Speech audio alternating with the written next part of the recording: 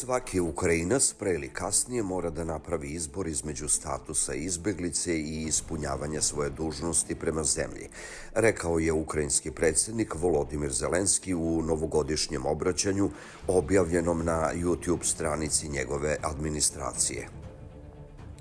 Znam da će jednog dana svaki Ukrajinac morati da se zapita ko sam ja, ko želim da budem, žrtva ili pobednik, izbeglica ili građanin, upozorio je predsjednik Ukrajine.